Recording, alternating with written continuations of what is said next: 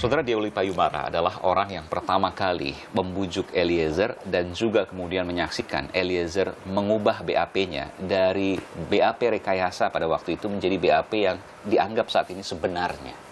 Bung Deoli, Pak, betul ya? Ya betul. Salam merah putih ya. Salam merah putih. Anda pertama kali yang juga membujuk yang bersangkutan. Selain juga ada anggota polisi yang lain. Betul. Jadi ini kerjasama antara saya dengan penyidik sama Kanit ya. Jadi mereka udah dapat titik terang, tapi apa isi terangnya belum tahu mereka. Oke. Kemudian kita kerjasama sehingga akhirnya keluarlah dia, si Eliezer menjadi terang semua kan diceritakan. Dengan tulisan tangan dia. Dengan tulisan tangan, karena dia minta dia tulis sendiri. Kita aminkan ya tulis sendiri aja deh. Jadi kejadian yang sesungguhnya, yang pertama kali mengetahui salah satunya adalah Bung Deoli, Pak, dari Eliezer. Iya. Saya harus kaitkan ini ke rekonstruksi. Adakah kejanggalan di situ dari hasil testimoni pertama Eliezer? Apakah sesuai atau ada yang janggal? Testimoni yang di suratnya dia atau yang di BAP? Yang di BAP dan suratnya dia. Ya. Kalau dengar-dengar sih katanya ada berbeda ya. Berbeda? Jadi, berbeda. Dari media kan saya nggak ngikutin itu ya. Saya tinggal lihat cuplikan, oh ada kejanggalan. Jadi kalau ada kejanggalan, kalau yang saya pakai ya keterangan Eliezer. Memang satu orang ini, Eliezer ini bicara terus terang apa adanya, jujur. Kenapa? Faktornya adalah faktor Tuhan.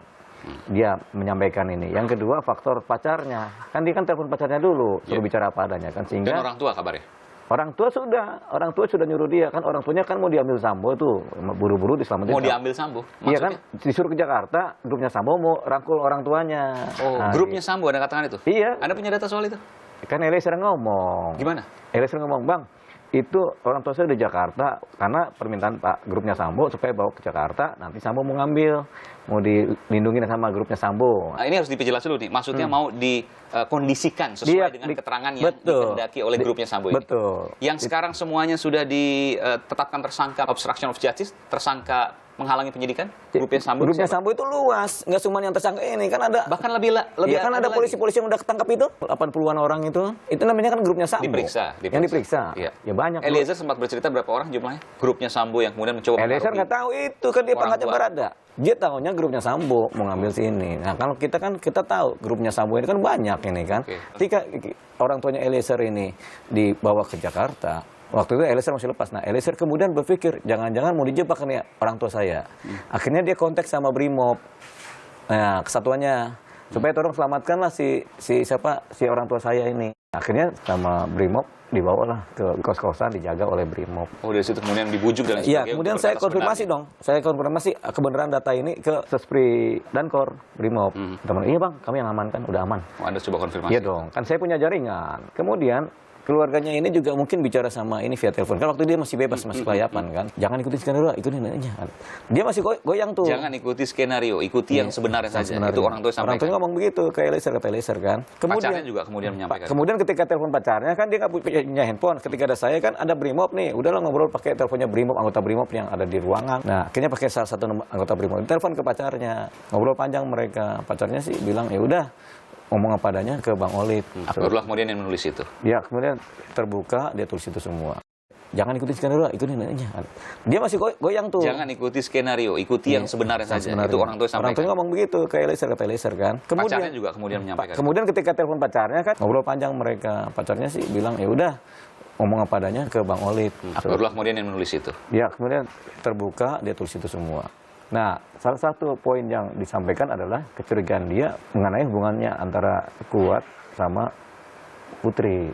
Kuat Ma'ruf, supir, dengan Ibu Putri. Dia menyampaikan itu? Dia menyampaikan ke saya, Bang, saya kayak ada curiga dikit. Tapi saya nggak tahu ya, Bang ya. Tapi saya disampaikan? Curiga aja sama Kuat sama Putri karena mungkin terlalu dekat kali hubungannya kan. Kuat 10 tahun kalau tidak salah. Ya, Kuat sama Putri kan hubungannya 10 tahun. Kalau Yosua sama Putri cuma 2 tahun. 2 tahun. Eliezer 8 bulan. Dari 8 bulan itu mengamati Eliezer mengatakan itu ada kecurigaan antara Kuat Ma'ruf dengan Ibu Putri. Meskipun ini belum pernah diselidiki karena memang yang dianggap adalah bahkan Komnas HAM terakhir juga mengatakan bahwa ada dugaan pelecehan dari Yosua kepada Ibu Putri.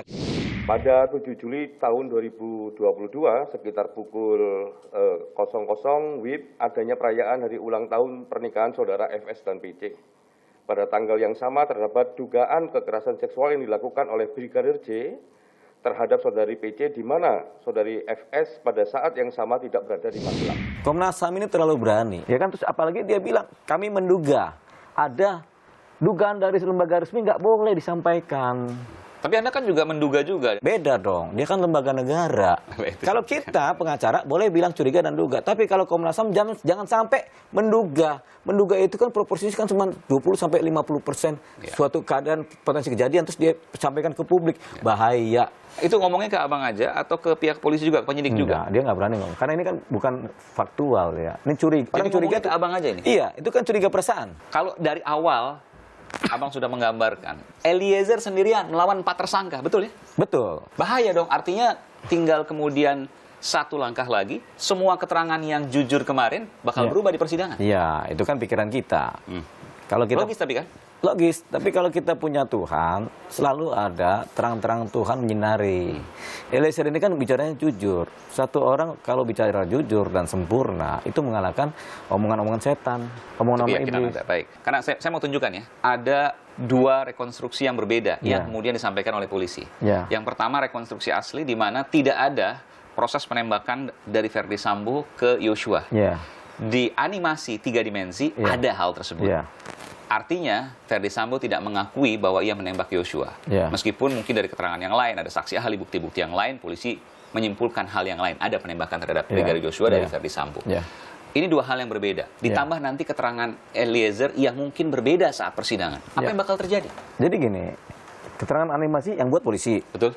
Rekonstruksi yang sekarang yang buat polisi juga. Iya, tanpa paksaan, tapi kalau nggak mau ya akan dilakukan penggantian pemeran atau tidak. Tapi kan 2 rekonstruksi yang berbeda dari polisi yang sama.